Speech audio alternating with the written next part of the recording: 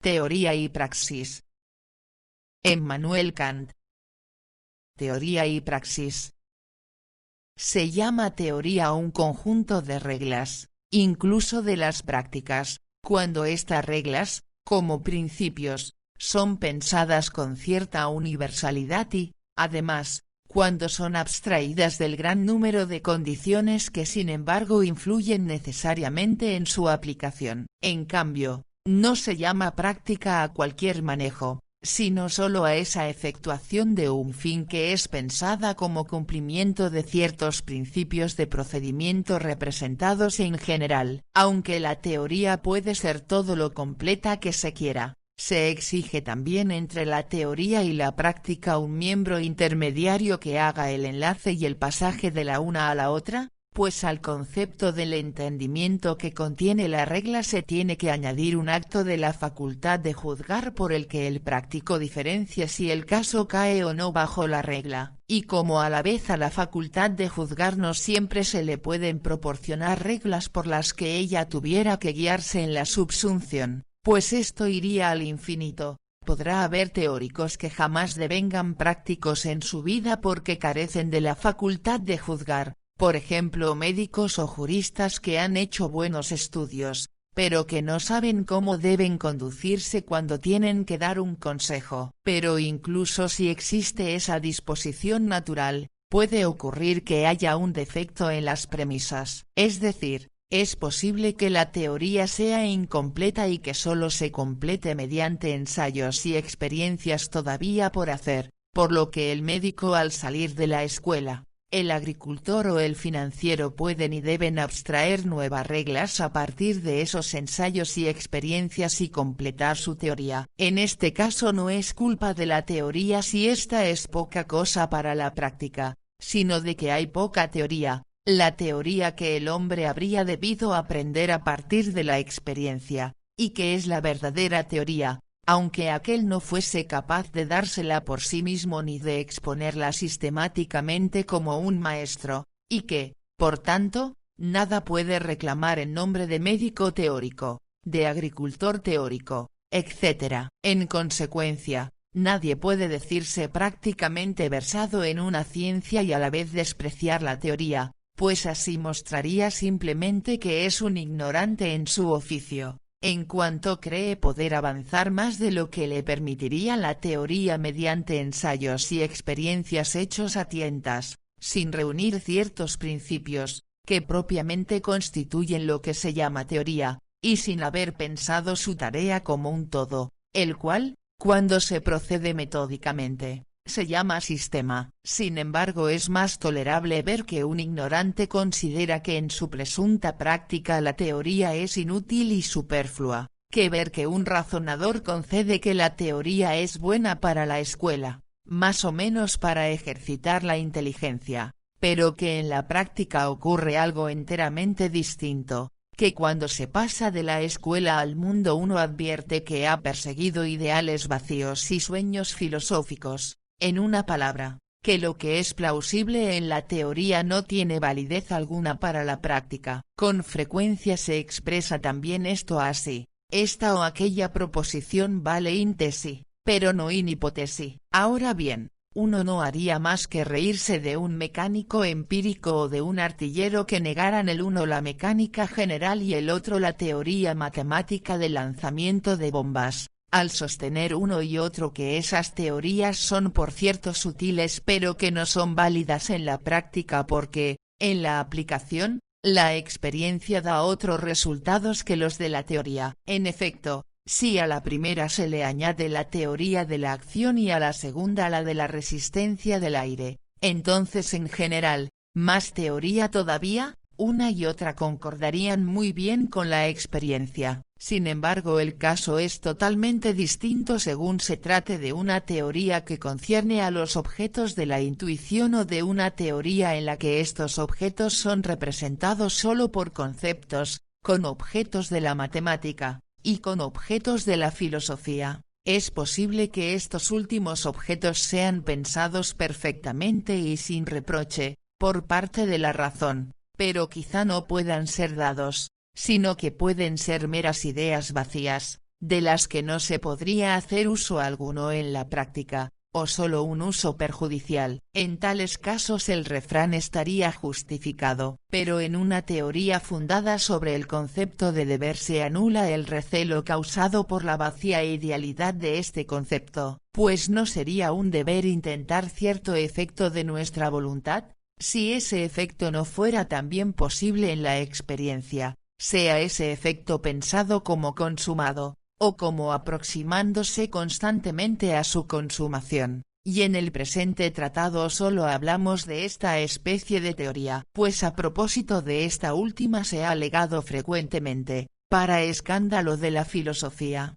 que lo que puede ser correcto en ella es sin embargo sin valor para la práctica, y esto proferido en un tono altivo, desdeñoso y pleno de arrogancia con la intención de reformar mediante la experiencia a la razón misma en lo que ésta pone su honor supremo, y de poder ver más lejos y con más seguridad, en una pseudo-sabiduría, con ojos de topo clavados en la experiencia, que con los ojos propios de un ser hecho para estar erguido y contemplar el cielo. Esa máxima, que en nuestra época rica en proverbios y vacía en acción se ha vuelto muy común, ocasiona el mayor daño cuando le refiere a algo moral, deber de virtud o de derecho, pues aquí se trata del canon de la razón, en lo práctico, donde el valor de la práctica reposa enteramente en su adecuación a la teoría que le sirve de base, y todo está perdido si las condiciones empíricas y, por tanto, contingentes de la ejecución de la ley se convierten en condiciones de la ley misma, y si, en consecuencia, una práctica calculada sobre un resultado probable según la experiencia sucedida hasta ahora resulta autorizada a dominar la teoría subsistente por sí misma. Divido este tratado según los tres diversos puntos de vista desde los que suele evaluar su objeto el hombre de bien que resuelve tan atrevidamente acerca de teorías y sistemas. Entonces según una triple cualidad, 1, como hombre privado, pero sin embargo hombre práctico, 2, como hombre político, 3, como hombre de mundo, o ciudadano del mundo en general. Ahora bien, estas tres personas están de acuerdo en arremeter contra el hombre de escuela que elabora teorías para ellas y para mejorarlas, imaginándose que entienden el asunto mejor que él, lo reconducen a su escuela, como a un pedante que, perdido para la práctica, no hace más que cerrar el paso a la experimentada sabiduría de las tres. Presentaremos entonces la relación de la teoría con la práctica en tres partes, primeramente en la moral en general, con respecto al bien de cada hombre, en segundo lugar en la política, relativamente al bien de los estados, en tercer lugar desde el punto de vista cosmopolita, con respecto al bien del género humano en su totalidad, y en cuanto este género humano está comprendido en el progreso a ese bien en la serie de las generaciones de todos los tiempos futuros. Pero por razones que surgen del tratado mismo los títulos de las partes serán expresados por la relación de la teoría con la práctica en la moral, en el derecho político y en el derecho internacional. Capítulo 1. De la relación de la teoría con la práctica en la moral en general. Antes de llegar al punto que está propiamente en litigio, acerca de aquello que en el uso de uno y el mismo concepto puede valer solamente para la teoría o para la práctica, debo comparar mi teoría tal como la he expuesto en otra parte, con la representación que da el señor Garbe de ella, para ver si nos entendemos, de un modo provisional. Y en tanto introducción, he definido la moral como una ciencia que enseña no cómo debemos ser felices, sino cómo debemos ser dignos de la felicidad. En esto no he omitido señalar que no por ello el hombre debiera, en lo que concierne al cumplimiento del deber, renunciar a su fin natural, la felicidad, pues el hombre no puede hacer esto, como tampoco lo puede hacer un ser finito racional en general. Pero sí tiene que hacer entera abstracción de esa consideración cuando sobreviene la orden del deber, de ningún modo tiene que hacer de esa consideración una condición del cumplimiento de la ley prescripta por la razón, inclusive, en cuanto le sea posible, tiene que procurar conscientemente que en la determinación del deber no se mezclen inadvertidamente móviles surgidos de esa consideración, y esto se logra en la medida en que se representa el deber ligado más bien con los sacrificios que cuesta su observación, la virtud, que con las ventajas que nos reporta, y esto para representarse la orden del deber en toda su autoridad, que requiere obediencia incondicionada, autosuficiente y no necesitada de ningún otro influjo. Ahora bien, esa mi tesis es expresada así por el señor Garbe. Yo habría afirmado que la observación de la ley moral, sin referencia alguna a la felicidad, es el único fin final del hombre, que tiene que ser considerada como el único fin del Creador. Según mi teoría, ni la moralidad del hombre por sí sola, ni la felicidad por sí sola, sino el supremo bien posible en el mundo, que consiste en la reunión y concordancia de ambas,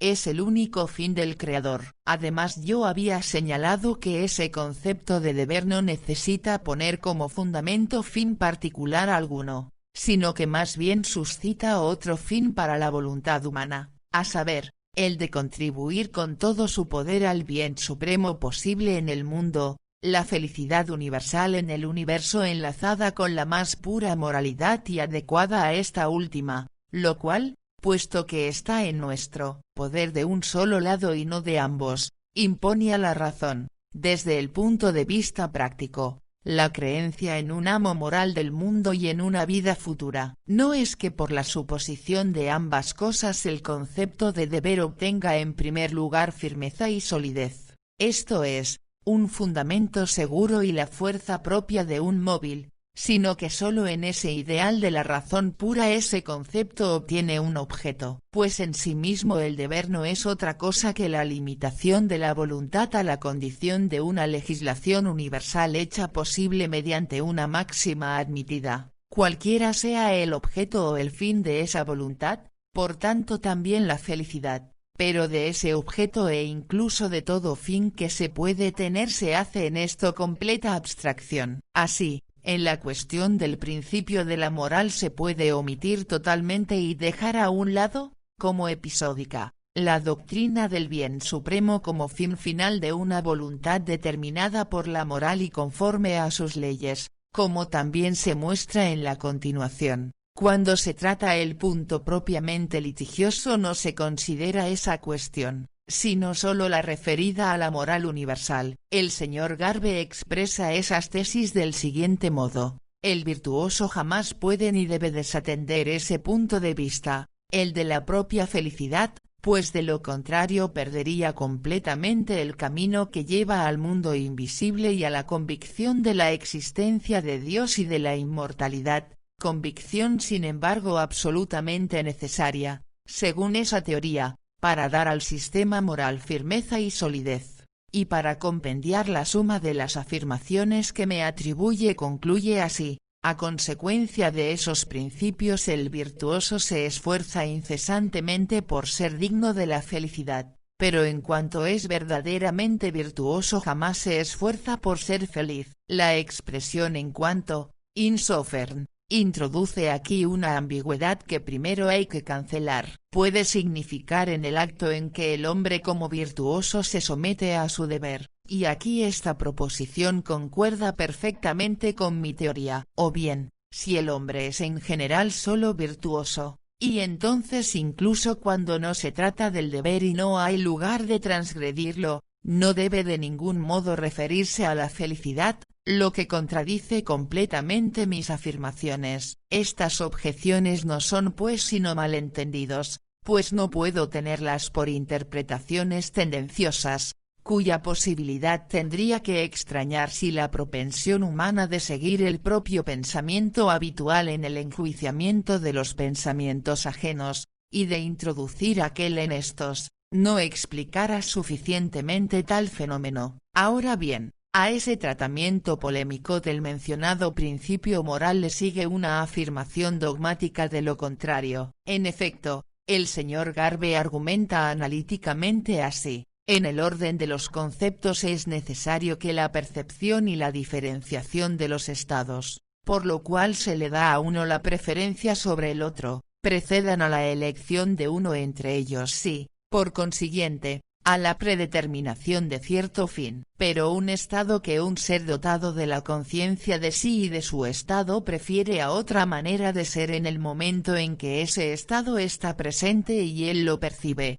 es un buen estado, y una serie de tales buenos estados es el concepto más general que expresa la palabra felicidad. Además, una ley supone motivos, pero los motivos suponen una previa diferencia percibida entre un estado mejor y uno peor. Esta diferencia percibida es el elemento del concepto, de felicidad, etc. Además, de la felicidad, en el sentido más general de la palabra, surgen los motivos de todo esfuerzo, por consiguiente también del cumplimiento de la ley moral. Primero tengo que saber de manera general que algo es bueno antes de poder preguntar si el cumplimiento de los deberes morales cae bajo la rúbrica del bien. El hombre tiene que tener un móvil que lo ponga en movimiento antes de que se le pueda proponer un objetivo al cual ese movimiento debe tender. Este argumento no es más que un juego con la ambigüedad de la palabra, el bien,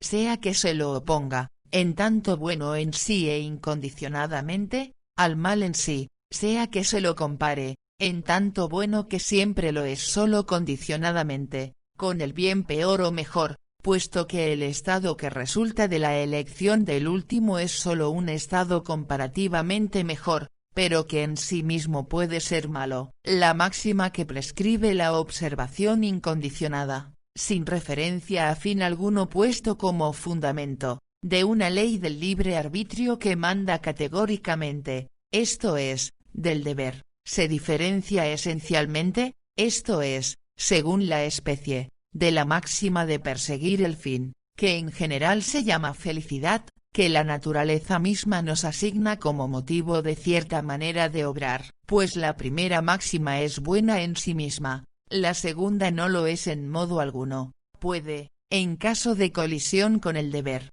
ser muy mala. En cambio, cuando cierto fin es puesto como fundamento, por tanto cuando ninguna ley manda incondicionadamente, sino solo bajo la condición de ese fin, dos acciones opuestas pueden ser ambas buenas de modo condicionado, una puede ser solo mejor que la otra, y esta entonces podría ser llamada comparativamente mala, y lo mismo ocurre con todas las acciones cuyo motivo no es la ley racional incondicionada, deber, sino un fin puesto arbitrariamente por nosotros como fundamento, pues éste pertenece a la suma de todos los fines cuyo logro es llamado felicidad, y una acción puede aportar más, otra menos, a mi dicha, y en consecuencia puede ser mejor o peor que otra. Pero la preferencia de un estado de la determinación de la voluntad a otro es meramente un acto de la libertad, res merae facultatis, como dicen los juristas, en el que de ningún modo se toma en consideración la cuestión de saber si esa determinación de la voluntad es en sí buena o mala, siendo entonces indiferente a una u otra determinación. Un estado que consiste en estar ligado con cierto fin dado, que prefiero a cualquier otro de la misma especie, es un estado comparativamente mejor, a saber, en el campo de la felicidad, a la que la razón jamás reconoce como bien sino de manera solamente condicionada, en la medida en que uno es digno de ella. Pero aquel estado en que, en caso de colisión de ciertos de mis fines con la ley moral del deber, soy consciente de preferir este último, el deber, no es meramente un estado mejor, sino el único que es bueno en sí, es un bien de un campo por entero diverso, en el que no se consideran en modo alguno fines que se me puedan ofrecer, por tanto tampoco se considera la suma de los mismos, la felicidad, y en el que lo que constituye el fundamento de determinación del arbitrio no es la materia del arbitrio, un objeto que le es dado como fundamento, sino la simple forma de la legislación universal de su máxima. Por consiguiente no se puede decir en modo alguno que todo estado que prefiero a cualquier otro modo de ser sea atribuido por mí a la felicidad, pues primero tengo que estar seguro de que no obra contra mi deber, solo después me es permitido mirar por la felicidad, en cuanto pueda conciliarla con ese estado moralmente, y no físicamente, bueno que es el mío. La felicidad contiene todo, y también nada más que, lo que la naturaleza puede procurarnos, pero la virtud contiene lo que nadie sino el hombre mismo puede darse o quitarse. Si contra esto se dice que al separarse de la virtud el hombre puede por lo menos acarrearse reproches y una pura censura moral de sí mismo, por tanto insatisfacción y en consecuencia puede volverse infeliz, todo esto podemos acaso concederlo, pero de esa pura insatisfacción moral, que resulta no de consecuencias de la acción desventajosas para el hombre, sino de la ilegalidad de la misma, solo es capaz el virtuoso, o el que está en camino de serio. Por consiguiente la insatisfacción no es la causa, sino el efecto de que él es virtuoso, y el motivo de ser virtuoso no podría ser sacado de esa infelicidad, si se quiere llamar así al dolor que brota de una mala acción. Por cierto, la voluntad ha de tener motivos, pero estos no son ciertos objetos referidos al sentimiento físico, propuestos como fines, sino nada más que la ley incondicionada misma, y la disposición de la voluntad a encontrarse bajo la ley, como coacción incondicionada, se llama sentimiento moral, el cual no es entonces causa sino efecto de la determinación de la voluntad, y del cual no tendríamos en nosotros la menor percepción si esa coacción no lo precediera. Por esto la vieja cantilena que dice que ese sentimiento, por tanto un placer que nos damos como fin, constituye la causa primera de la determinación de la voluntad, que por tanto la felicidad, a la que ese placer pertenece como elemento, constituye el fundamento de toda necesidad objetiva de lograr. Por tanto de toda obligación esa cantilena forma parte de las frivolidades sutiles, cuando no se puede dejar de preguntar por la asignación de una causa a determinado efecto, se termina por hacer del efecto la causa de sí mismo. Llego ahora al punto que nos concierne, propiamente aquí, a saber, establecer y probar mediante ejemplos el presunto interés contradictorio entre la teoría y la práctica en filosofía. La mejor prueba de ello la da el señor Garbe en su mencionado tratado. Dice primeramente, al hablar de la diferencia que yo encuentro entre una doctrina que nos enseña cómo llegar a ser felices y la que nos enseña cómo llegar a ser dignos de la felicidad.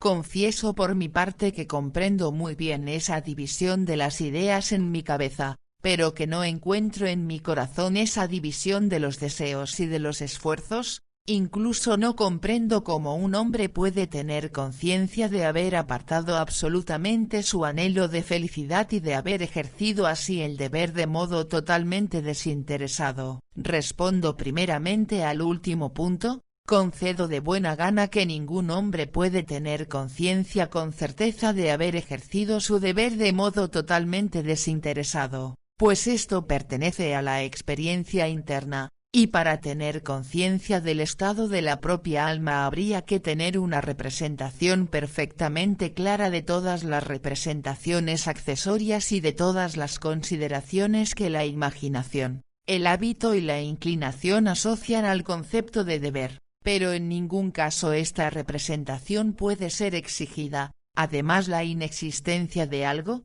por tanto también la de una ventaja pensada en secreto, no puede ser en general objeto de experiencia. Pero que un hombre debe ejercer su deber de manera completamente desinteresada y que tiene que separar totalmente su anhelo de felicidad del concepto de deber, para tenerlo así totalmente puro, de esto es muy claramente consciente. O, si cree no serlo, se le puede exigir que lo sea en la medida en que está en su poder serlo, pues es justamente en esa pureza donde se ha de encontrar el verdadero valor de la moralidad, y el hombre tiene igualmente que poderlo. Quizá jamás un hombre haya podido ejercer de manera completamente desinteresada, sin mezcla de otros móviles, su deber reconocido y honrado por él. Quizá jamás haya uno que lo logre incluso con el mayor esfuerzo, pero, en la medida en que puede percibirse a sí mismo por el más cuidadoso autoexamen,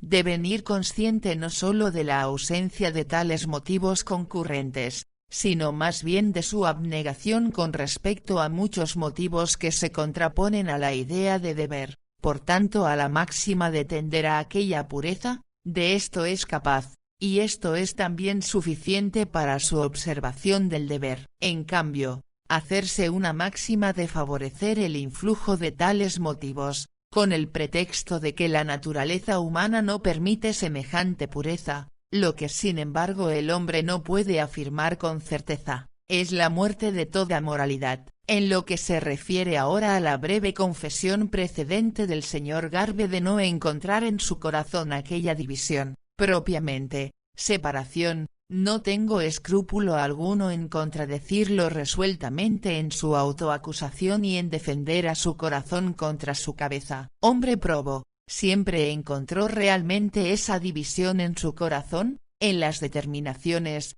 de su voluntad? Solo que esta división no quería concordar en su cabeza con los principios habituales de las explicaciones psicológicas, que se fundan enteramente en el mecanismo de la necesidad natural, en beneficio de la especulación y para comprender lo que es incomprensible, inexplicable, la posibilidad de imperativos categóricos, tales como los del deber. El señor profesor Garbe hace esta confesión notable y digna de su perspicacia. Según su convicción más profunda, la libertad permanecerá siempre insoluble y jamás será explicada. No se puede absolutamente encontrar una prueba de su realidad, ni en una evidencia inmediata ni en una experiencia mediata, y no obstante sin prueba alguna no se la puede admitir. Ahora bien, como una prueba de la libertad no puede ser extraída de fundamentos simplemente teóricos, pues habría que buscarlos en la experiencia,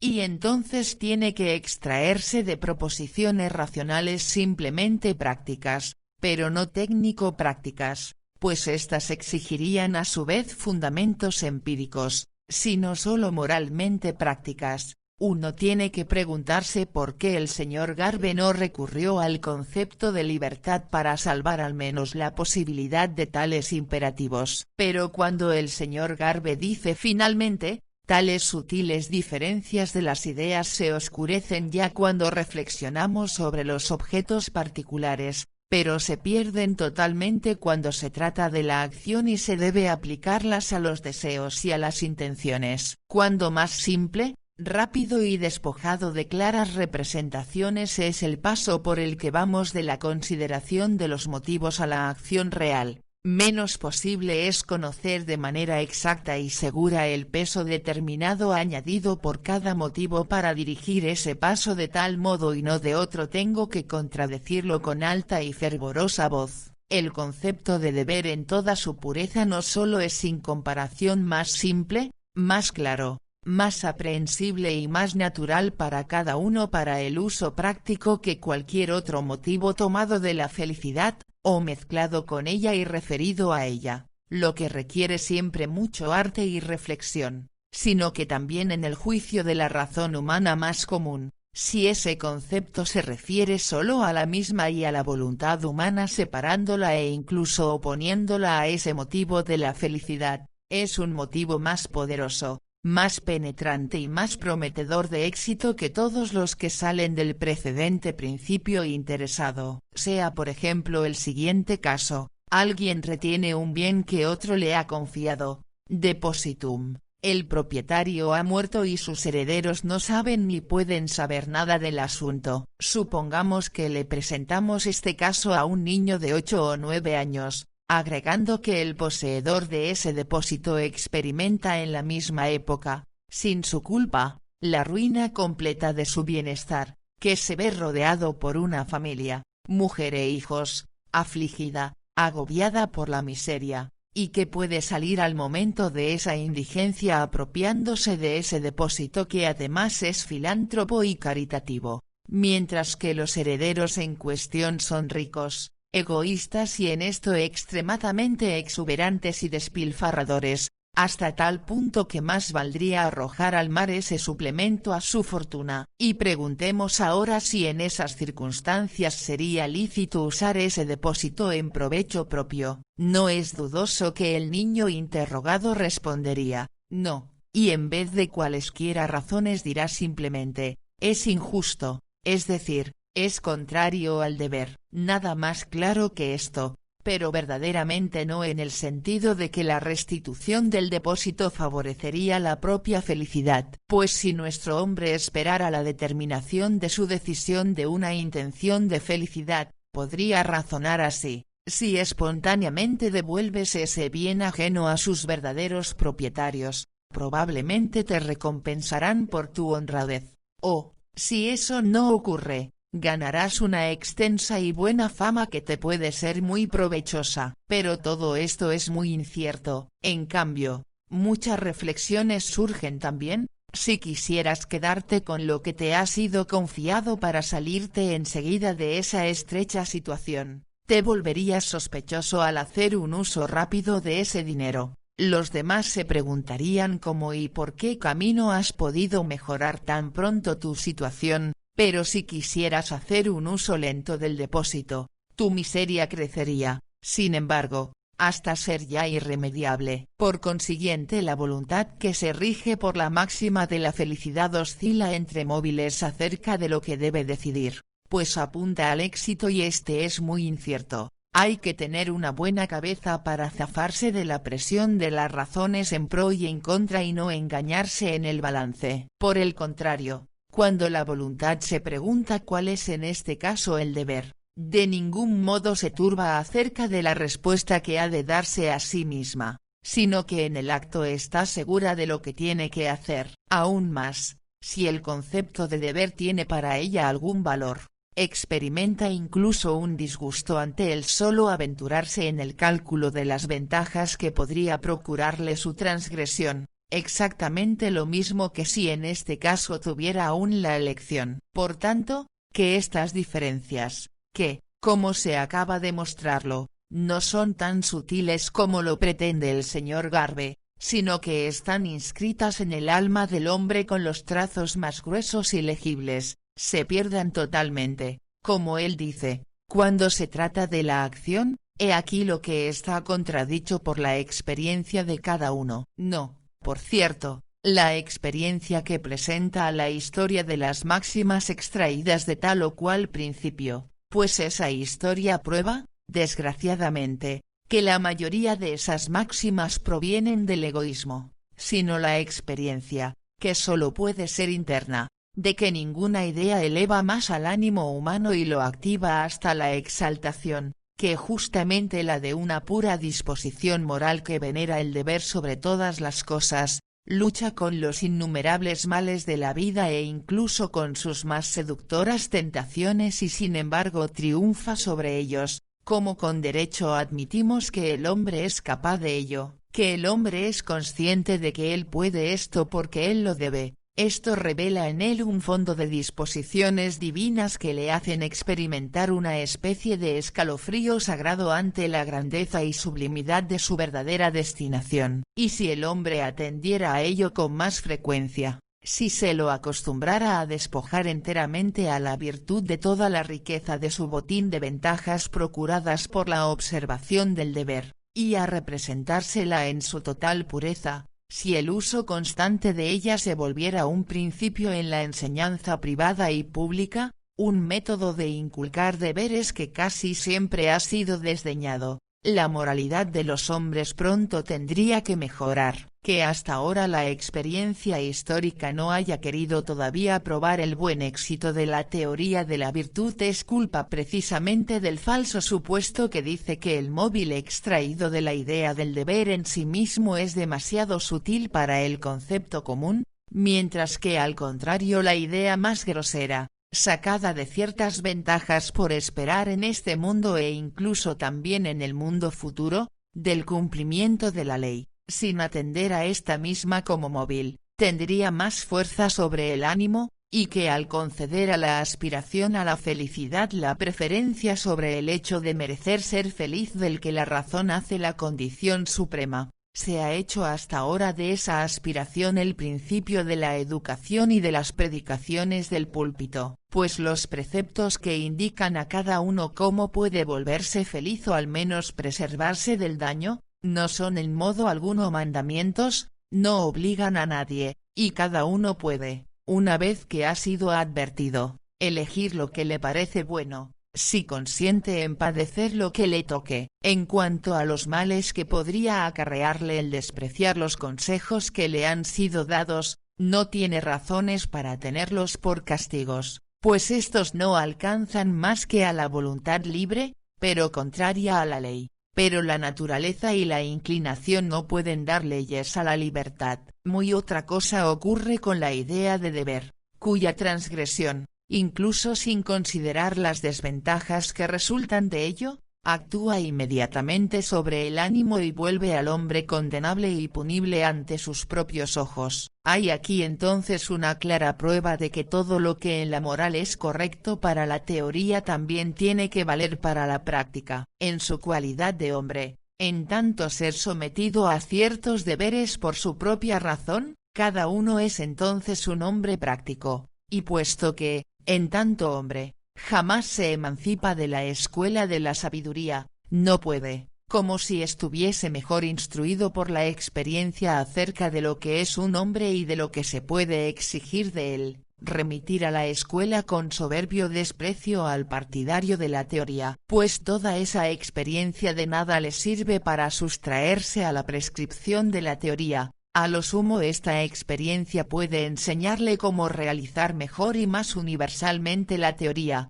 si se la ha admitido en sus principios, pero aquí solo consideramos estos y no tal habilidad pragmática. Capítulo 2. De la relación de la teoría con la práctica en el derecho político. Contra Hobbes.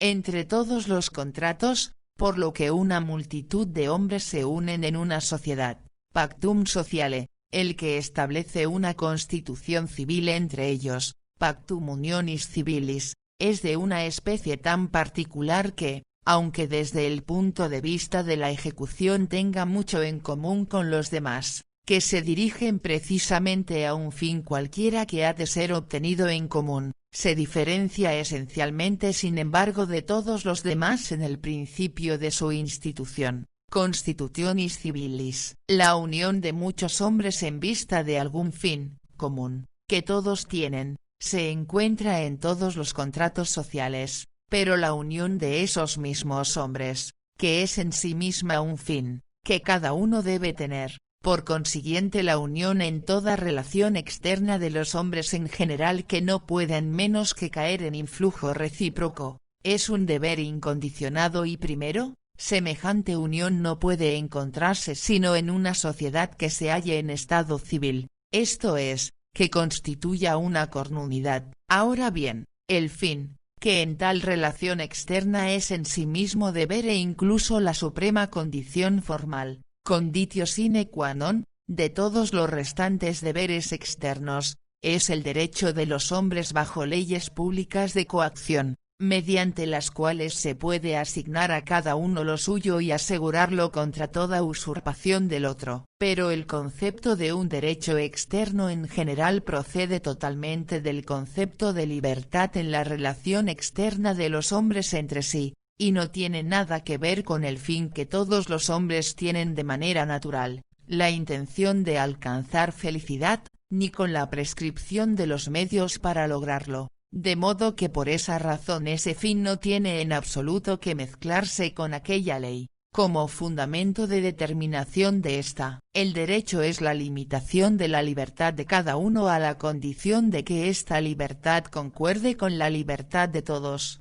En tanto esa concordancia es posible según una ley universal, y el derecho público es el conjunto de leyes externas que hacen posible tal concordancia universal. Ahora bien, como toda limitación de la libertad por el arbitrio de otro se llama coacción, resulta que la Constitución civil es una relación de hombres libres, que, sin perjuicio de su libertad en el todo de su unión con otros, están sin embargo bajo leyes de coacción, y esto porque la razón misma lo quiere así, y ciertamente la razón pura, legisladora a priori, que no considera fin empírico alguno, todos los fines empíricos se hallan abarcados por el nombre general de felicidad, Cuando se colocan en el punto de vista de ese fin y de lo que cada uno quiere poner en ello, los hombres piensan de modos muy diversos, de manera que su voluntad no puede ser puesta bajo un principio común, ni tampoco entonces bajo una ley externa que concuerde con la libertad de los demás. Así el Estado civil, considerado meramente como Estado jurídico, se funda en los siguientes principios a priori. 1. La libertad de cada miembro de la sociedad, como hombre. 2. La igualdad de cada miembro con cualquier otro, como súbdito. 3. La independencia de cada miembro de una comunidad, como ciudadano. Estos principios son menos leyes que da el Estado ya establecido que leyes solo según las cuales es posible el establecimiento de un Estado, conforme a los puros principios racionales del derecho humano externo en general. Así. 1. La libertad en tanto hombre, cuyo principio para la constitución de una comunidad expreso en la fórmula: nadie me puede obligar a ser feliz a su manera, tal como él se figura el bienestar de los otros hombres, sino que cada uno tiene derecho a buscar su felicidad por el camino que le parezca bueno, con tal que al aspirar a semejante fin no perjudique la libertad de los demás, que puede coexistir con la libertad de cada uno según una ley universal posible, esto es, con tal que no perjudique ese derecho del otro. Un gobierno fundado en el principio de la benevolencia para con el pueblo,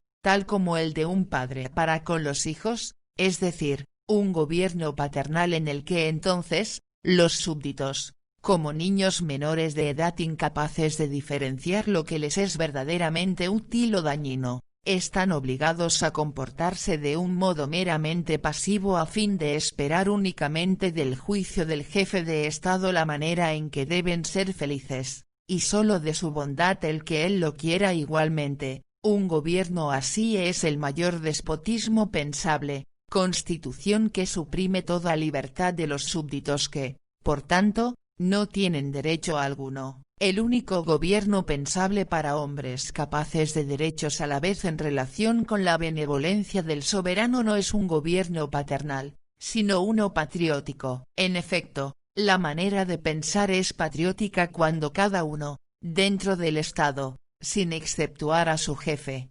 considera a la comunidad como el regazo materno, o al país como el suelo paterno del cual y en el cual ha salido él mismo, y al que tiene que legar como una costosa prenda con el solo fin de preservar los derechos del país mediante leyes de la voluntad común, sin atribuirse la facultad de usar el país según su capricho incondicionado. Este derecho de la libertad le corresponde al miembro de la comunidad en tanto hombre, a saber, en la medida en que éste es un ser que en general es capaz de derechos. 2. La igualdad en tanto súbdito se puede formular así: cada miembro de la comunidad tiene, con respecto a los demás, derechos de coacción, con la sola excepción del jefe de la misma, porque éste no es miembro de ella, sino su creador o conservador, que, el único, tiene la facultad de coaccionar, sin estar sometido él mismo a una ley de coacción. Pero cualquiera que en un estado se halle bajo leyes es súbdito,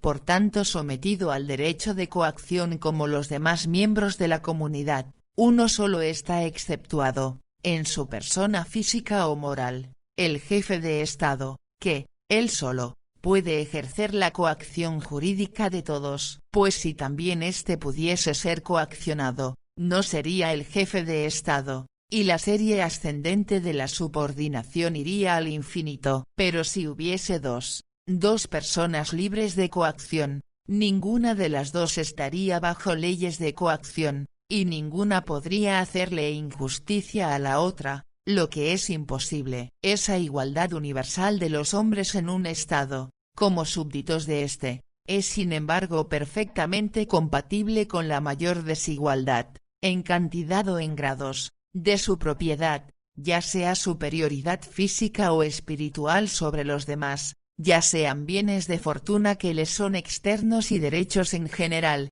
de los que puede haber muchos, en sus relaciones con los demás, de manera que el bienestar de uno depende mucho de la voluntad del otro, el del pobre depende de la del rico, o que uno tiene que obedecer, como el hijo a los padres, o la mujer al marido, y el otro lo manda, o que uno sirve, como el jornalero, y el otro retribuye, etc. Pero según el derecho, que como decisión de la voluntad general solo puede ser uno y que concierne a la forma del derecho, no a la materia o al objeto sobre el que tengo un derecho, todos son, en cuanto súbditos, iguales entre sí, puesto que ninguno puede coaccionar a otro sino mediante la ley pública, y mediante el ejecutor de la misma, el jefe de Estado, pero también mediante esta cada uno se le resiste en igual medida, y nadie puede perder esta facultad de coaccionar, por consiguiente la facultad de tener un derecho contra otros,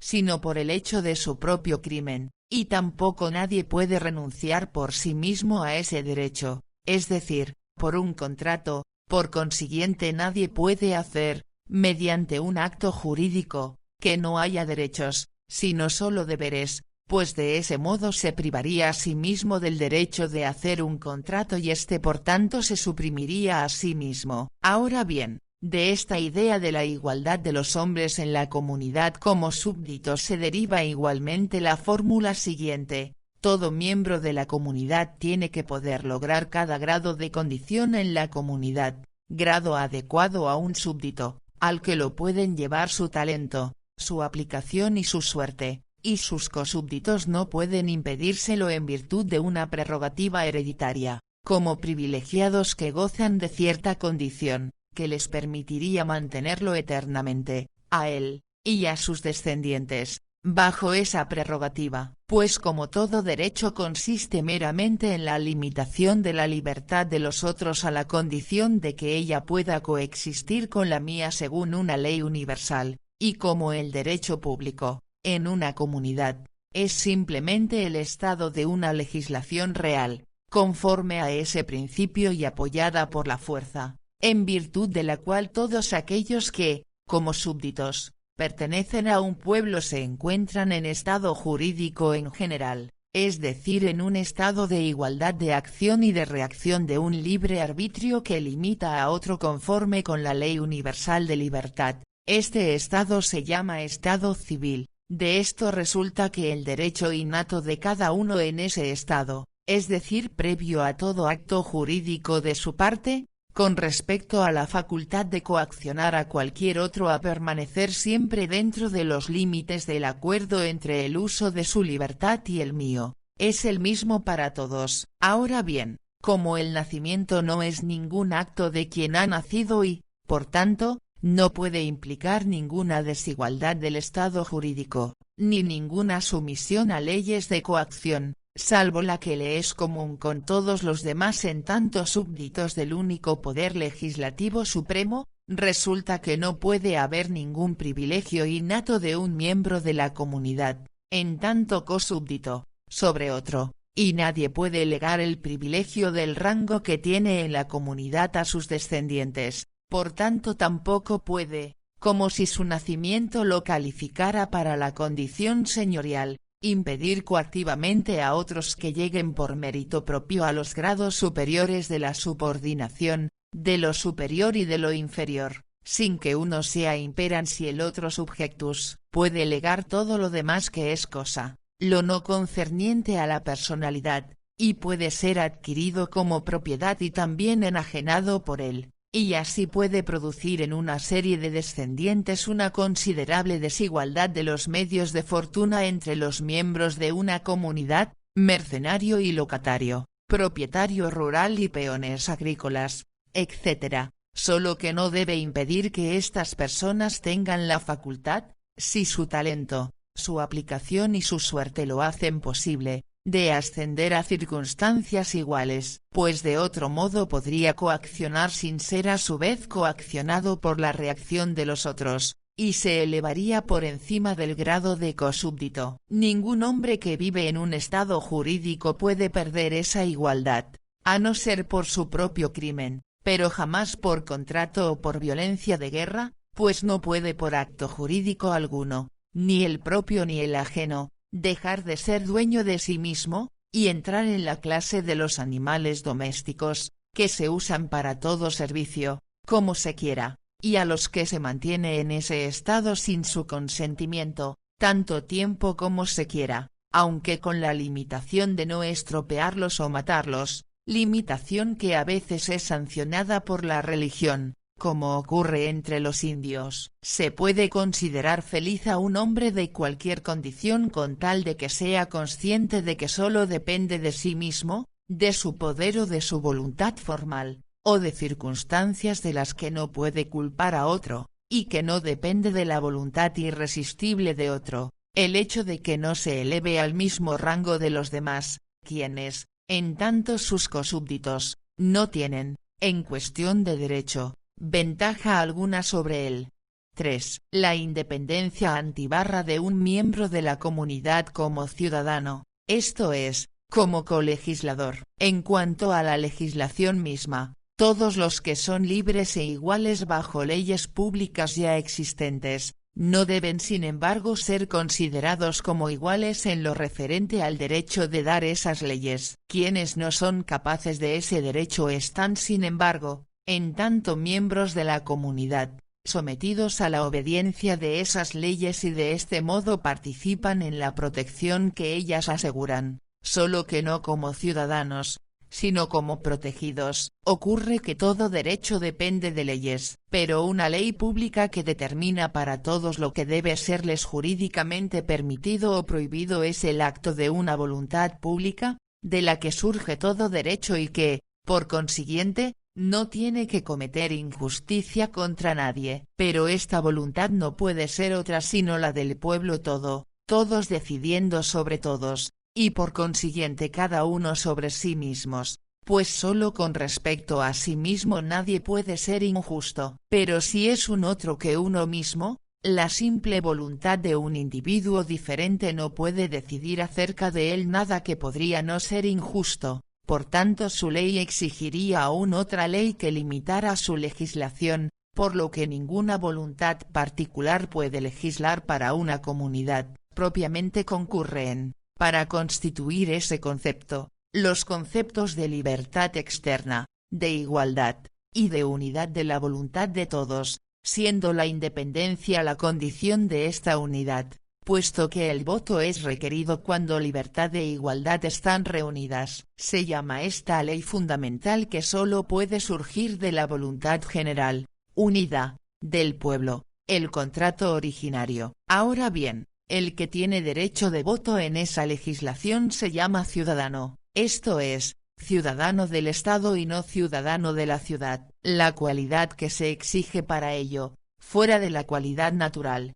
no ser ni niño ni mujer, es esta única, que el hombre sea su propio señor, por tanto que tenga alguna propiedad, abarcando bajo este término cualquier habilidad, oficio o talento artístico o ciencia, que lo mantenga. Es decir, que en los casos en que es otro quien le permite ganarse la vida, sea necesario que la gane solo por enajenación de lo que es suyo, y no consintiendo que hagan uso de sus fuerzas, y por tanto es necesario que no esté al servicio, en el sentido propio de la palabra, de ningún otro que no sea la comunidad. Ahora bien, en esto los gremios y los grandes, o pequeños, propietarios son todos iguales entre sí, en el sentido de que cada uno no tiene derecho más que a un voto. Pues con respecto a estos últimos, sin plantear incluso la cuestión de saber cómo ha podido ocurrir con derecho que alguien llegara a apropiarse de más tierra de la que podía utilizar con sus propias manos,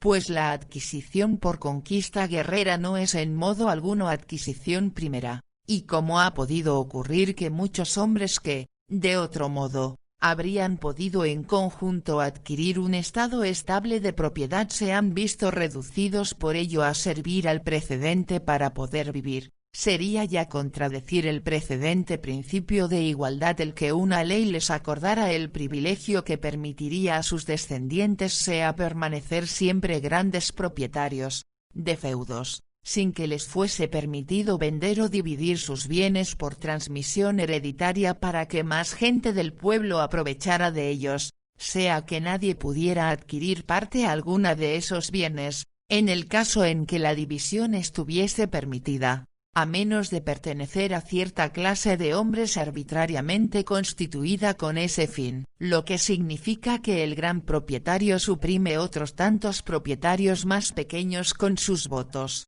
que podrían tomar su lugar, así no vota en nombre de estos otros y por tanto no tiene más que un voto. Por consiguiente, como solo de la capacidad, de la habilidad y de la suerte de cada miembro de la comunidad hay que hacer depender la posibilidad para todos del adquirir el todo y para cada uno la de adquirir una parte, pero como también esta diferencia no puede ser tomada en cuenta en la legislación general, resulta que hay que juzgar la cantidad de votantes destinados a legislar según la cantidad de poseedores, y no según la importancia de las posesiones. Pero es necesario también que todos los que tienen ese derecho de voto hagan concordar sus votos con esa ley de justicia pública, pues de lo contrario ocurriría un conflicto de derecho entre los que no hacen concordar sus votos y los precedentes, conflicto que exigiría un principio de derecho superior para ser resuelto. Sí,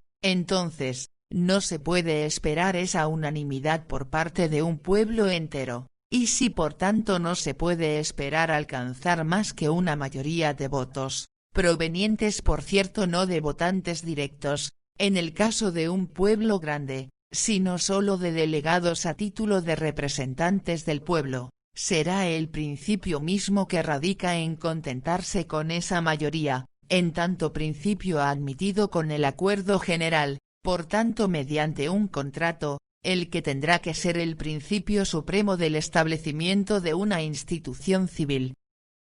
Conclusión.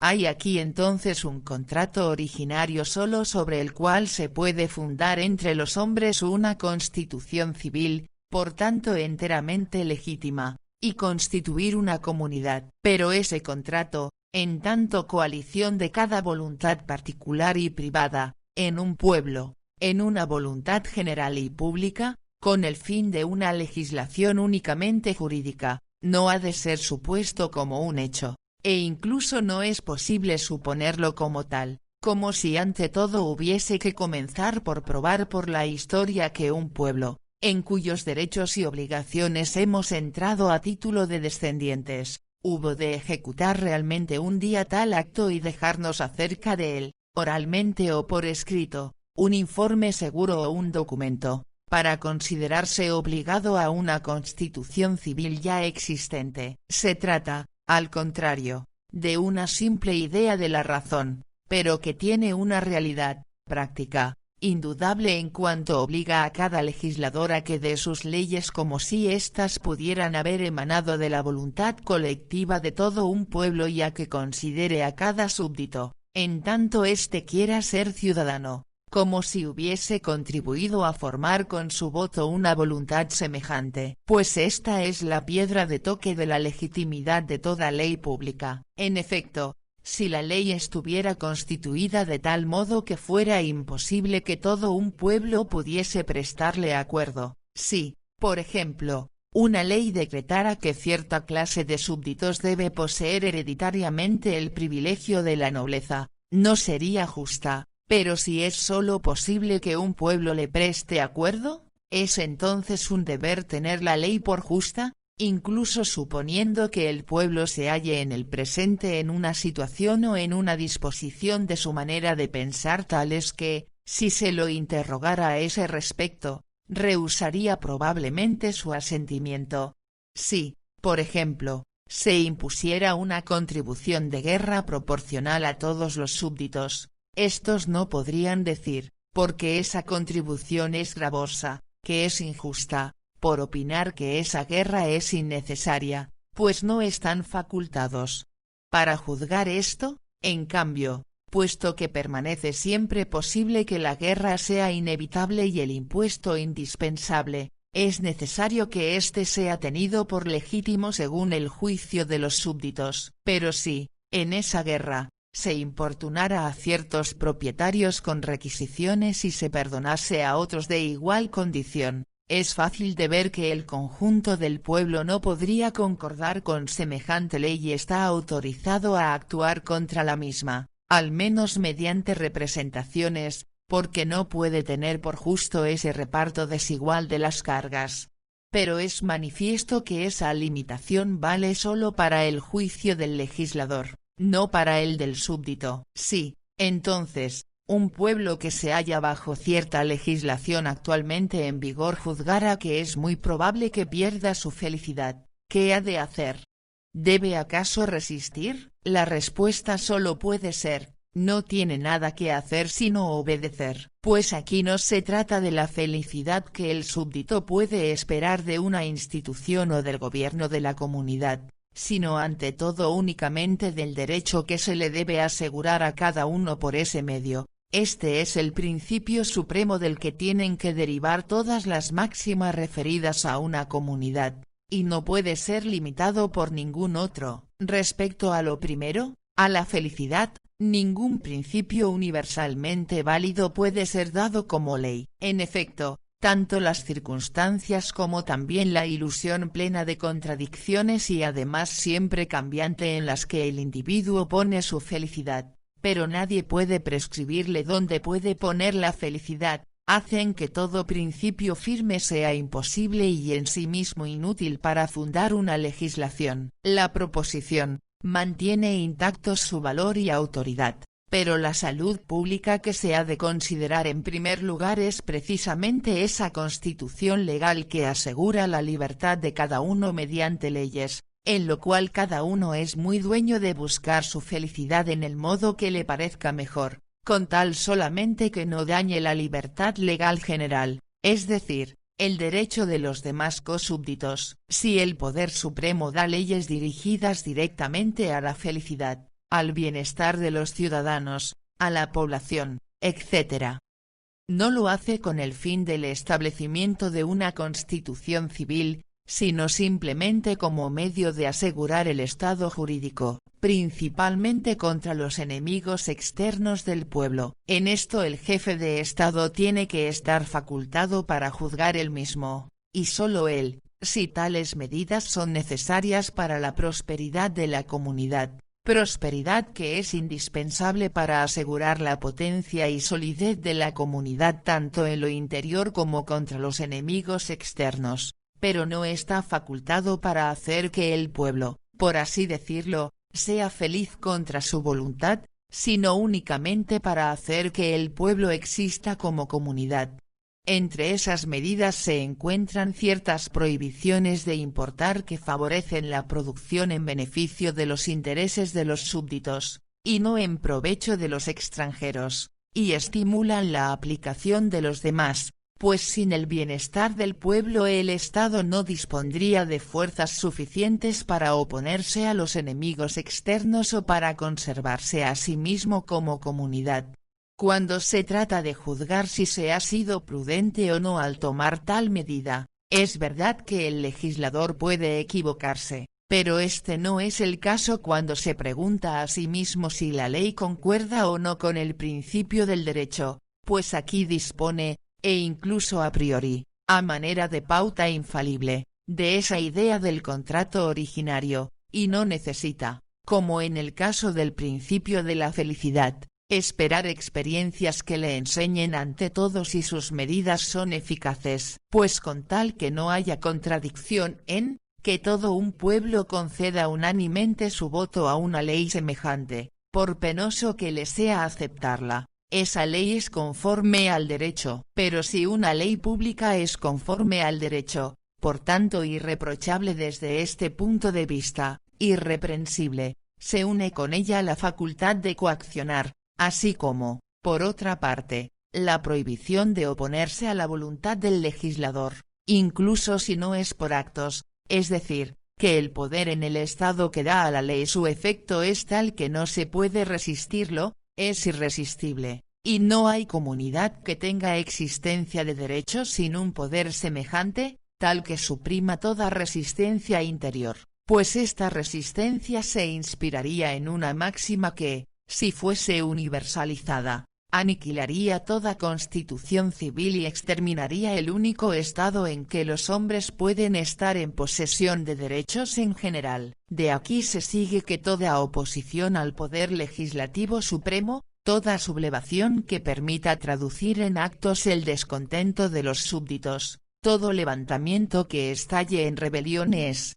en una comunidad, el crimen más grave y condenable, pues arruina el fundamento mismo de la comunidad, y esta prohibición es incondicionada, hasta tal punto que cuando incluso ese poder o su agente, el jefe de Estado, han violado hasta el contrato originario y de ese modo se han desposeído, a los ojos del súbdito, del derecho de ser legisladores, puesto que autorizan al gobierno a proceder de manera absolutamente violenta, tiránica. Sin embargo, al súbdito no le está permitida resistencia alguna en tanto contra violencia. Esta es la razón, porque en una constitución civil ya subsistente el pueblo no tiene más el derecho de determinar un juicio estable acerca del modo en que esa constitución debe ser gobernada, pues supongamos que tenga ese derecho, y precisamente el derecho de oponerse a la decisión del jefe real de Estado. ¿Quién debe decidir de qué lado está el derecho? No puede hacerlo ninguno de los dos, pues sería juez en su propia causa. Se necesitaría entonces que hubiera un jefe por encima del jefe para decidir entre éste y el pueblo, lo que es contradictorio. Tampoco se puede hacer que intervenga aquí un derecho de necesidad, que por lo demás en calidad de presunto derecho de cometer injusticia en la extrema necesidad física, es un absurdo, ni que suministre la clave que permitiría levantar la barrera que limita el poder propio del pueblo, pues el jefe de Estado puede justificar su duro proceder para con los súbditos por la rebeldía de estos, así como los súbditos pueden justificar su rebelión contra el jefe de Estado quejándose de una pena inmerecida. ¿Y quién decidirá en este caso? El que se encuentre en posesión de la Administración Pública Suprema de la Justicia, y es precisamente el jefe de Estado el único en poder hacerlo, y por tanto nadie, dentro de la comunidad, puede tener el derecho de disputarle esa posesión. No hay otro casus necessitatis que el caso en que entran deberes en conflicto mutuo, a saber, un deber incondicionado y otro, por importante que pueda ser, condicionado, por ejemplo, si se trata de prevenir un desastre del Estado por medio de la traición de un hombre que mantiene con otro una relación semejante a la del padre con el hijo, prevenir el mal que amenaza al Estado es un deber incondicionado, pero prevenir el que amenaza a un hombre no es más que un deber bajo condición, la de que ese hombre no sea culpable de un crimen contra el Estado. Si el hijo denunciara el intento del padre a la autoridad, lo haría quizá con la mayor repugnancia, pero constreñido por la necesidad moral. Pero si se dijera de un hombre que arrebata el tablón a otro náufrago para salvar su propia vida, que la necesidad física le da el derecho de hacerlo, esto sería totalmente falso, pues conservar mi vida es solo un deber bajo condición, la de que ello pueda hacerse sin crimen, pero es un deber incondicionado no quitarle la vida a otro que no me hiere y que no me pone en peligro de perder la mía. Sin embargo, los profesores de Derecho Civil General proceden de modo enteramente consecuente al conceder autorización jurídica a ese auxilio de necesidad, notulfe, pues la autoridad no puede unir castigo alguno con la prohibición, puesto que ese castigo tendría que ser la muerte. Pero sería una ley absurda la de amenazar de muerte a alguien que en situaciones peligrosas no se entregaría voluntariamente a la muerte. Encuentro sin embargo a hombres respetables que afirman ese derecho del súbdito a oponerse por la fuerza a su jefe en ciertas circunstancias, entre los cuales solo quiero mencionar aquí al muy prudente, preciso y modesto Achenual en sus lecciones de derecho natural. Dice, si el peligro que amenaza a la comunidad proveniente del hecho de que se soporta desde hace mucho tiempo la injusticia del soberano es más importante que el peligro que sería de temer en caso de tomar las armas contra él, entonces el pueblo se le puede resistir, infringir su contrato de sumisión en favor de ese derecho y destronarlo como tirano, y concluye así, de tal modo, con relación a su anterior soberano, el pueblo retorna al estado de naturaleza. Creo sinceramente que ni Achenual ni ninguno de los honrados hombres que razonadamente concuerdan con él sobre esa cuestión hubiesen aconsejado o aprobado, llegado el caso, empresas tan peligrosas. Además, apenas es dudoso que si hubiesen fracasado esos levantamientos por los que Suiza,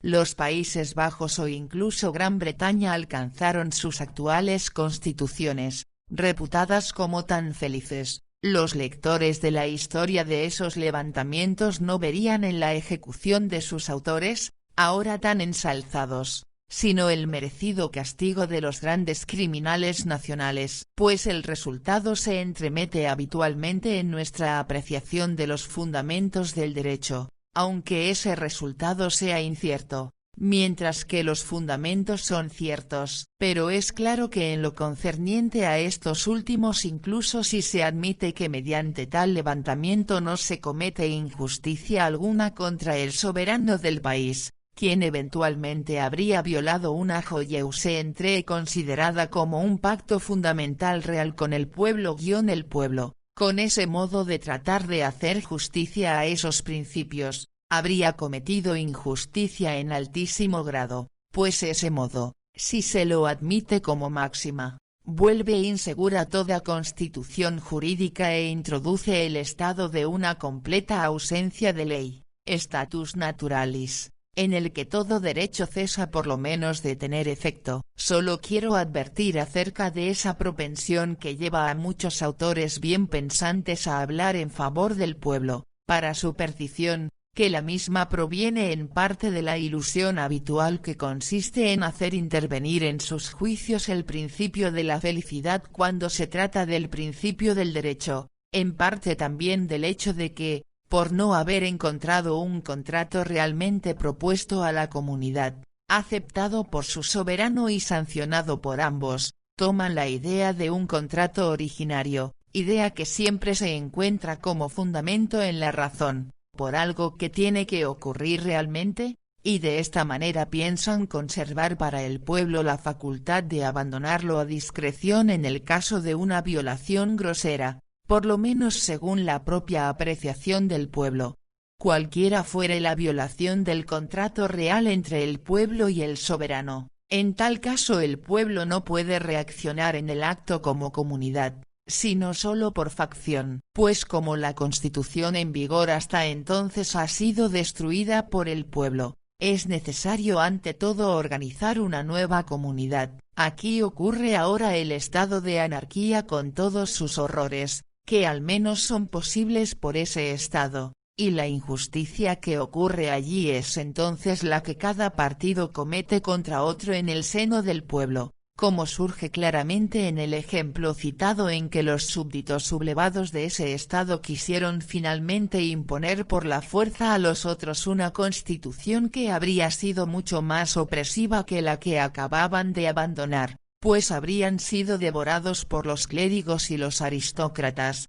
mientras que bajo un soberano que reinara sobre todos habrían podido esperar una mayor igualdad en el reparto de las cargas del Estado. Se ve aquí claramente cuánto mal ocasiona, incluso en el derecho político, el principio de la felicidad, que propiamente no es principio alguno determinado, ocasiona tanto mal como en la moral, incluso entendiéndolo en la opinión más favorable de quien lo enseña. El soberano quiere hacer feliz al pueblo según su particular concepto, y se vuelve déspota. El pueblo no quiere desistir de la general pretensión humana a la felicidad, y se vuelve rebelde. Si se hubiese preguntado ante todo qué corresponde al derecho, donde los principios están establecidos a priori y donde el empirista no puede chapucear, la idea de contrato social habría conservado su indiscutible autoridad, pero no como hecho, como lo quiere Danton,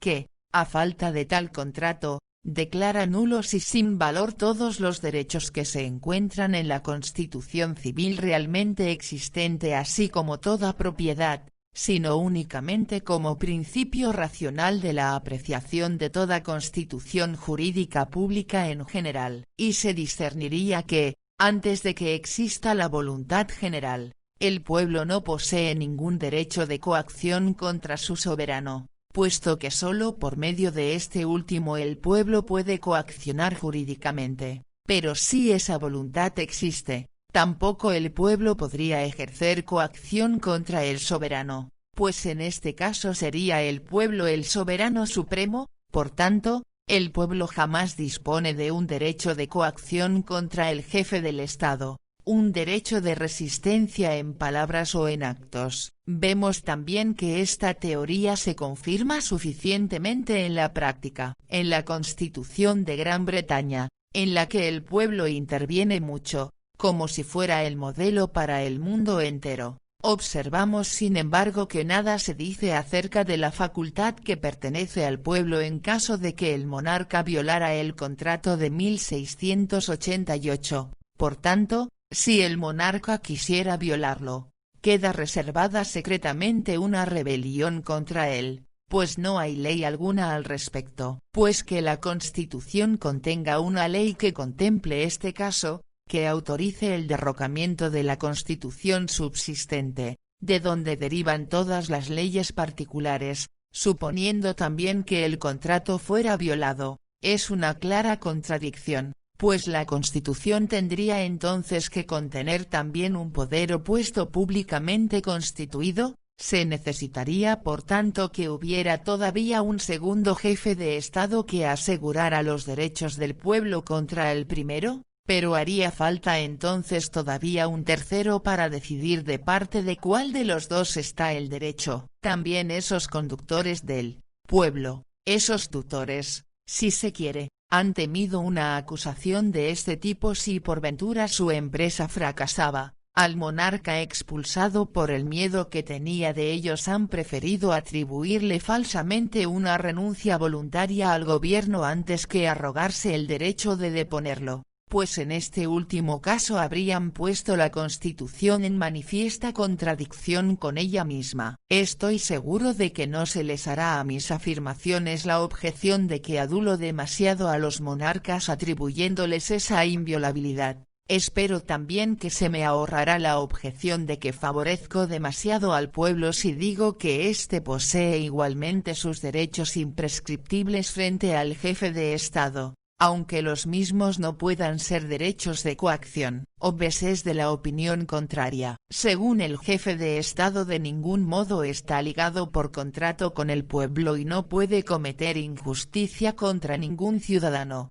Puede disponer como quiera de ese ciudadano. Esta tesis sería enteramente exacta si por injusticia se entiende esa lesión que concede al lesionado un derecho de coacción contra el que lo ha tratado injustamente, pero, tomada así en general, la tesis es terrible. El súbdito que no está en rebelión tiene que poder admitir que su soberano no quiere ser injusto con él. Por consiguiente, como cada miembro tiene sus derechos inalienables, a los que no puede renunciar aunque quisiera, y acerca de los cuales él mismo está facultado para juzgar, y como por otro lado la injusticia de la que, según su opinión, es víctima no puede, en esa hipótesis, producirse sino por error o por ignorancia por parte del poder soberano de ciertos efectos de las leyes, es necesario conceder al ciudadano, y esto con permiso del soberano mismo, la facultad de hacer conocer públicamente su opinión acerca de lo que en las disposiciones de ese soberano le parece ser una injusticia para con la comunidad,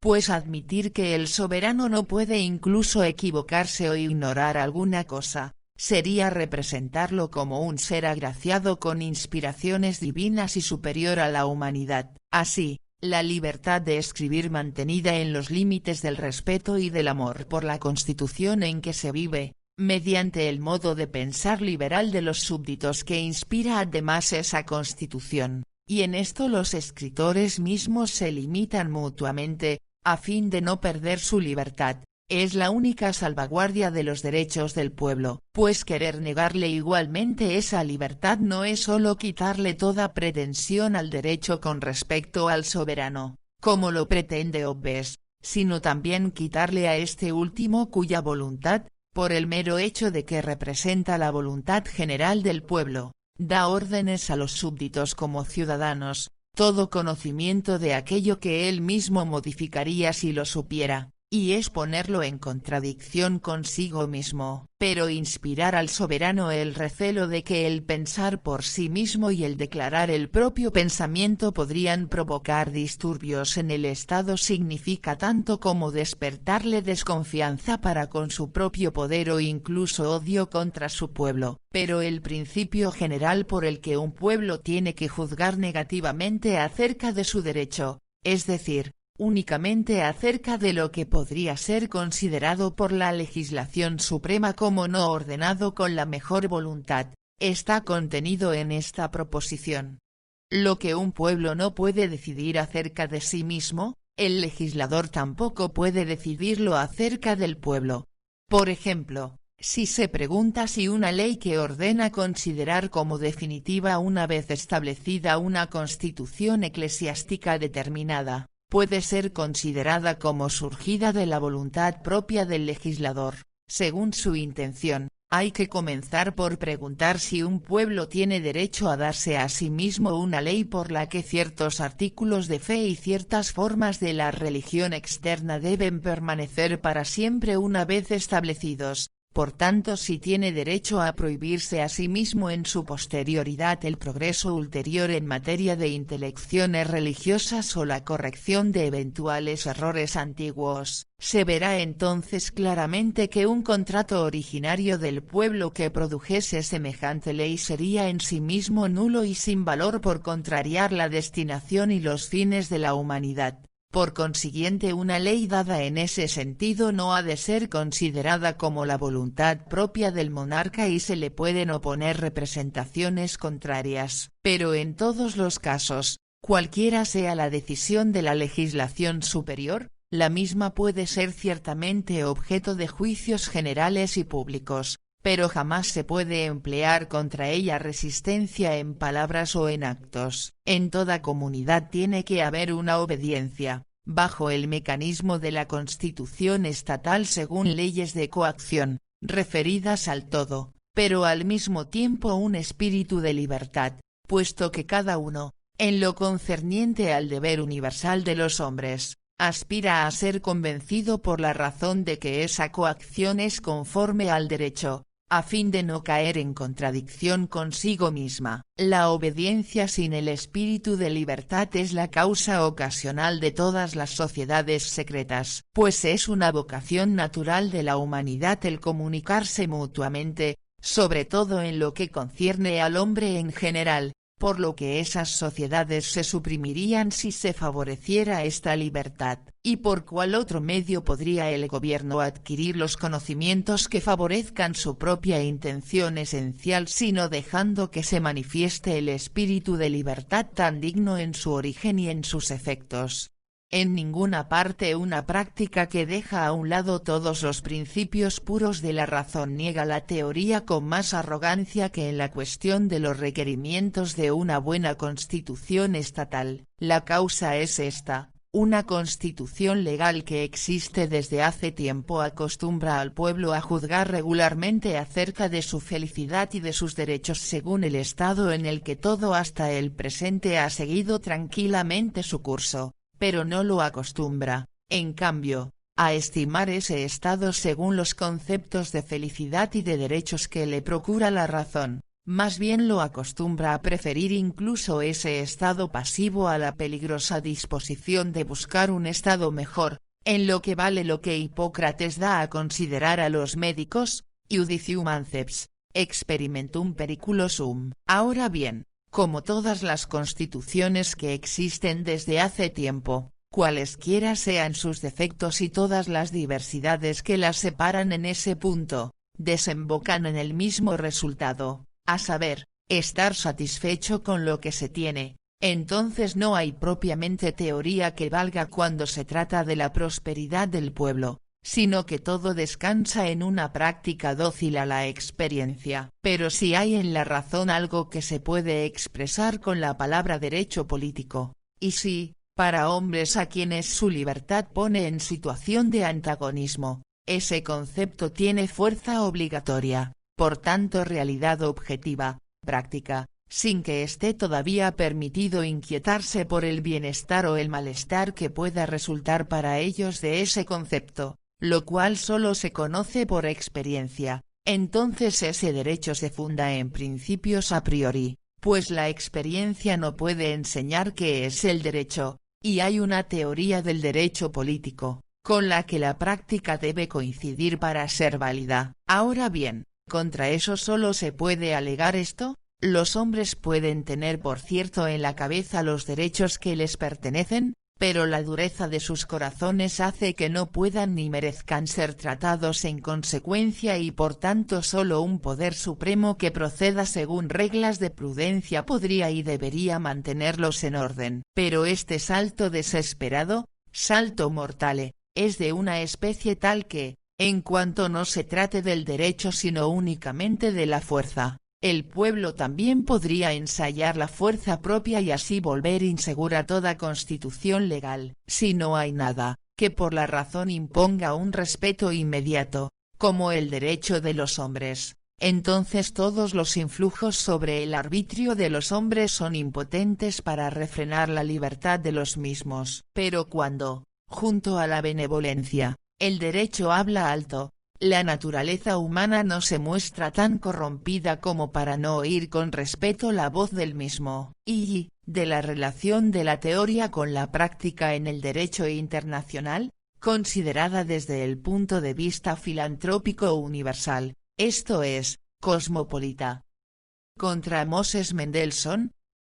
no se ve de inmediato de manera evidente cómo un supuesto universalmente filantrópico remite a una constitución cosmopolita y cómo ésta funda un derecho internacional, en tanto único estado en el que las disposiciones de la humanidad, que hacen a nuestra especie digna de ser amada, pueden ser convenientemente desarrolladas. La conclusión de esta tercera parte mostrará esa conexión.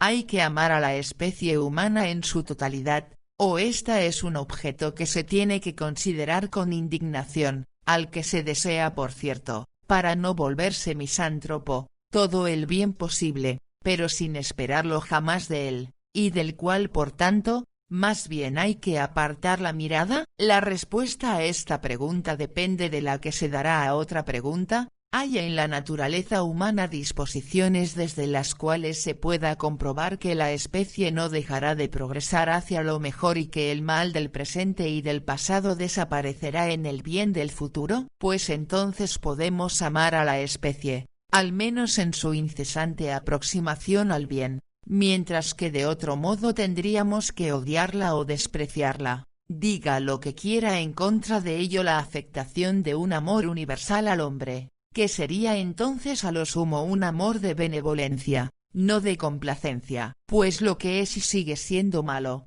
sobre todo en la violación mutua premeditada de los derechos más sagrados del hombre, no se puede seguramente evitar odiarlo, incluso esforzándose al extremo en hacer brotar en sí el amor, no precisamente para hacer mal a los hombres, pero para tener el menor trato posible con ellos. Moses Mendelssohn era de esta última opinión, que él opone a la hipótesis de su amigo Lessing acerca de una educación divina del género humano. Para él es una quimera que el todo, la humanidad aquí abajo, deba en el curso de los tiempos ir siempre adelante y perfeccionarse. Vemos, dice, que el género humano en conjunto hace pequeñas oscilaciones, y jamás dio algunos pasos hacia adelante sin retroceder poco después con redoblada velocidad a su estado anterior. Esto es justamente la roca de Sísifo, y de este modo se toma la tierra, como los indios, por lugar de expiación de antiguos y ahora ya no recordados pecados. El hombre va más lejos,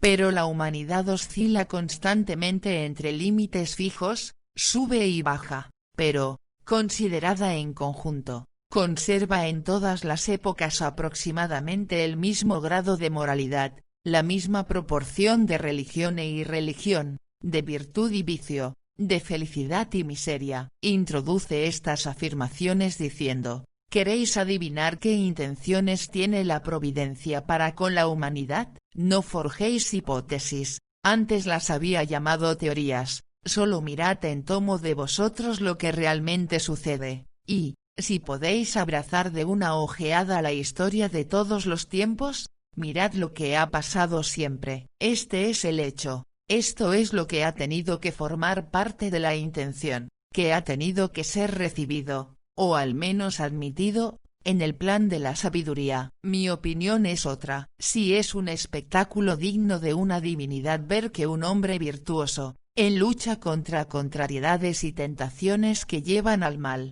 se resiste a ellas sin embargo, es entonces un espectáculo en grado máximo indigno, no diré de una divinidad, pero incluso del hombre más ordinario, pero honesto. Ver que el género humano se eleva periódicamente a la virtud para recaer poco después tan profundamente de nuevo en el vicio y en la miseria. Contemplar un momento esta tragedia puede ser quizá conmovedor e instructivo, pero por último tiene que caer el telón, pues a la larga eso se vuelve farsa, y, aunque los actores no se cansen de ello porque son bufones, se cansará el espectador, que se harta con un acto o con otro tan pronto como puede inferir con fundamento que esa pieza que no acaba nunca es una eterna melancolía. Por cierto, el castigo que sobreviene al final puede, al tratarse de un mero espectáculo, remediar las sensaciones desagradables por medio del desenlace, pero dejar que en la realidad se acumulen innumerables vicios,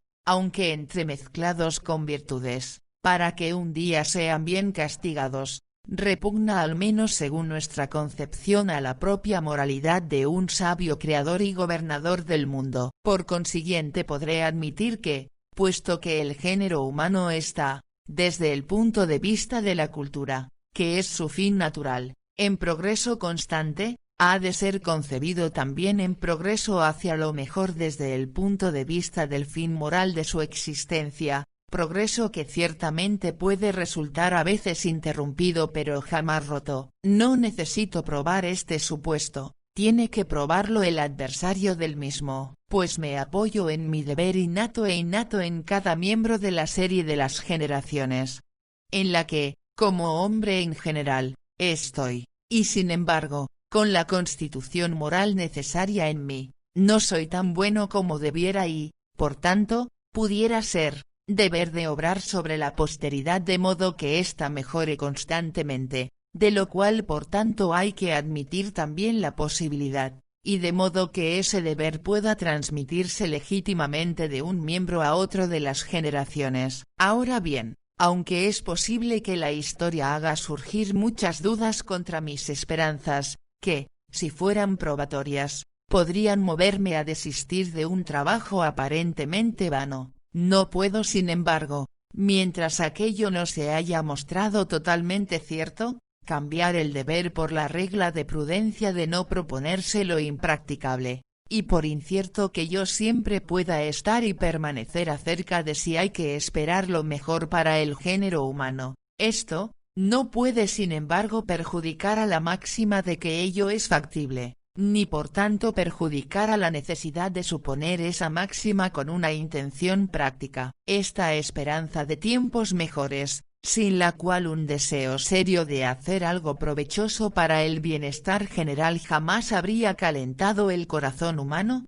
también ha tenido siempre influencia en el trabajo de los bien pensantes, y el notable Mendelssohn tuvo que haber contado sin embargo con ello cuando se esforzó tan solícitamente por la ilustración y la prosperidad de la nación a la que pertenecía, pues trabaja en ello él mismo y por sí solo, sin que otros después de él continuaran el avance en la misma línea, no podía razonablemente esperarlo. Ante el triste espectáculo, no tanto de los males que agobian al género humano por causas naturales, sino más bien de los que los hombres se infligen mutuamente, el ánimo sin embargo se serena por la perspectiva de un porvenir que podría ser mejor, y por cierto con benevolencia desinteresada, pues hará tiempo que estaremos en la tumba y no recogeremos los frutos que en parte hemos sembrado. Los motivos empíricos contra el éxito de estas decisiones inspiradas por la esperanza son aquí inoperantes, pues pretender que lo que todavía no ha triunfado hasta ahora no triunfará jamás,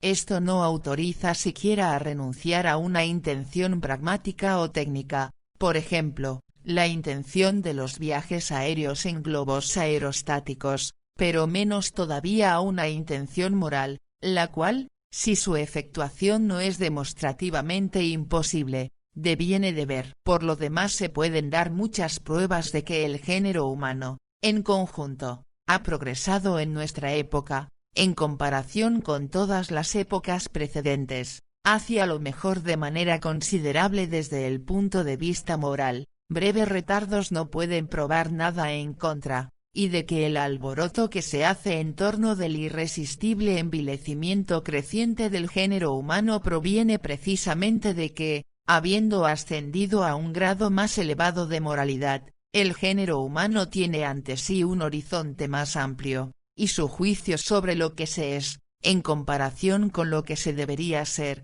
Por tanto la autocensura es tanto más estricta cuanto más hemos ya subido en los grados de la moralidad en el conjunto del curso del mundo que ha llegado a nuestro conocimiento. Si nos preguntamos ahora por cuáles medios se podría mantener ese incesante progreso hacia lo mejor, o incluso acelerarlo, vemos pronto que ese éxito que se adentra en lo lejano y limitado no depende tanto de lo que nosotros hacemos, por ejemplo, de la educación que damos al mundo juvenil, y del método según el que nosotros debemos proceder para efectuar ese resultado, sino de lo que hará en nosotros y con nosotros la naturaleza humana para obligarnos a seguir una vía a la que difícilmente nos someteríamos por nosotros mismos, pues es de ella, o más bien de la providencia, porque se requiere una sabiduría suprema para cumplir ese fin, que podemos solamente esperar un éxito que concierna al todo y,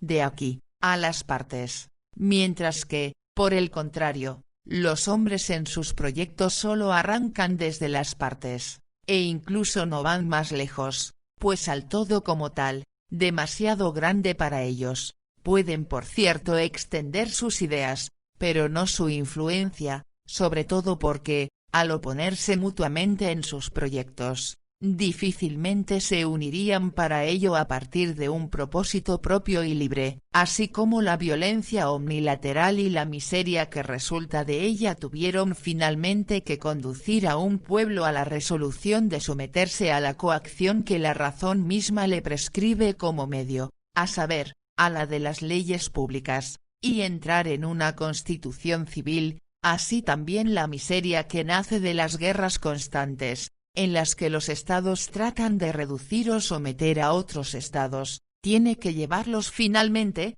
incluso contra su voluntad, a entrar o en una constitución cosmopolita, o, si semejante estado de una paz universal, como en efecto ha ocurrido varias veces con estados demasiado grandes, es por otro lado todavía más peligroso para la libertad, puesto que acarrea el más terrible despotismo. Entonces esa miseria tiene que coaccionar a los estados a un estado que no es ciertamente una comunidad cosmopolita bajo un jefe, pero sí un estado jurídico de federación según un derecho internacional concertado en común. En efecto, el avance de la cultura de los estados, con la propensión creciente que la acompaña de ampliarse a expensas de los demás por astucia o por violencia, tiene que multiplicar las guerras, provocar costos siempre más elevados, y por ejércitos siempre más acrecentados, con una paga permanente,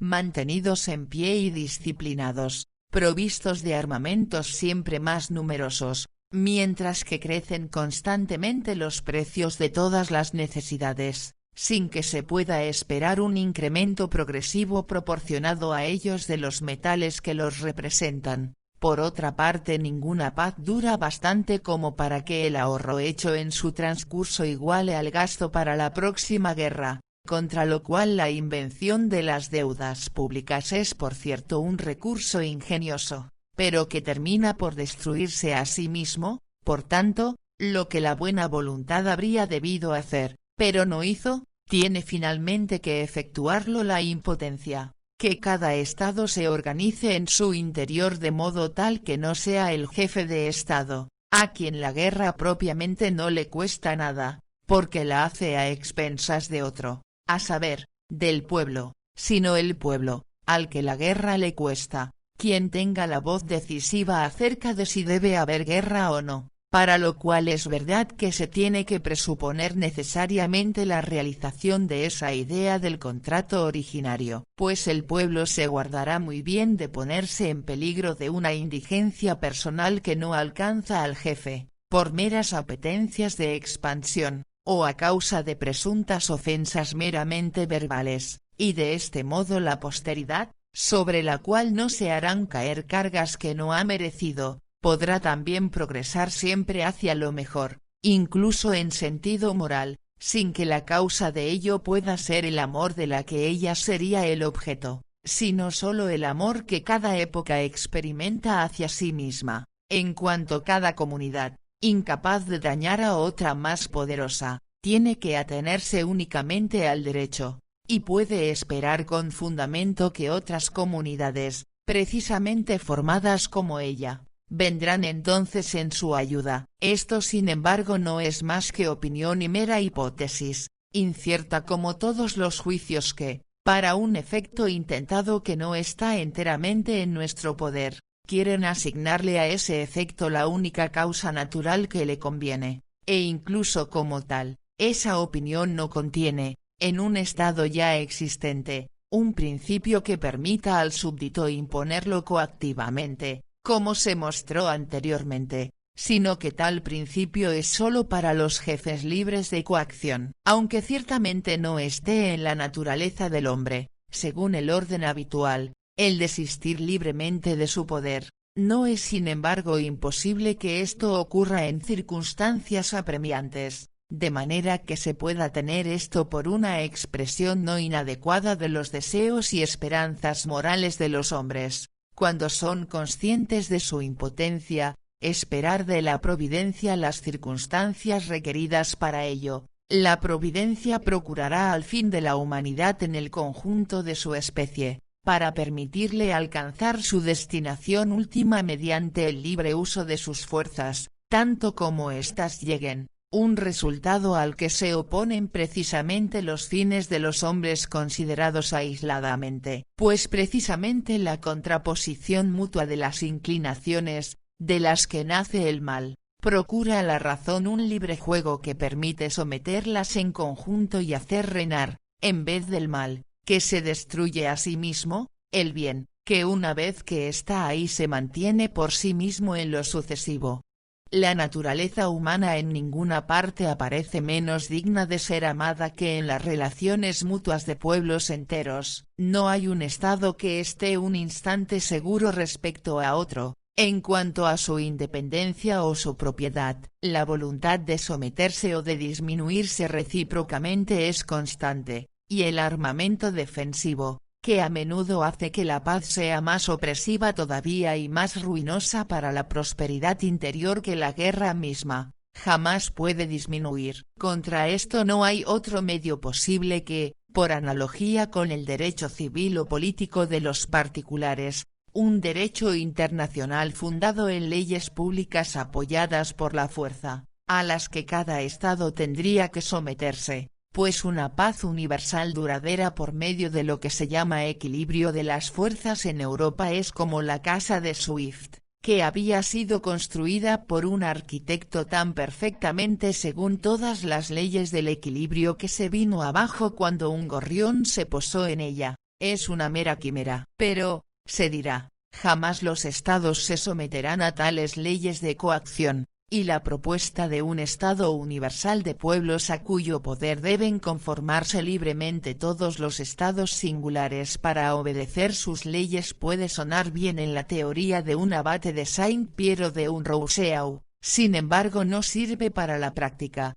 pues de esa propuesta siempre se han burlado los grandes hombres de Estado, y más todavía los jefes de Estado, como de una idea pedante y pueril salida directamente de la escuela. Por mi parte confío, por el contrario, en la teoría que parte del principio de derecho que enuncia cómo debe ser la relación entre hombres y estados, y que recomienda a los dioses de la tierra la máxima de proceder siempre en sus conflictos de modo tal que por el mismo resulte introducido ese estado universal de los pueblos, y de admitir así que ese estado es posible y que puede existir. Pero al mismo tiempo confío también en la naturaleza de las cosas que constriñe a ir hacia donde no se puede ir por propia voluntad, pues en esta naturaleza de las cosas se tiene en cuenta también la naturaleza humana, a la cual, puesto que en ella se mantiene siempre vivo el respeto del derecho y del deber,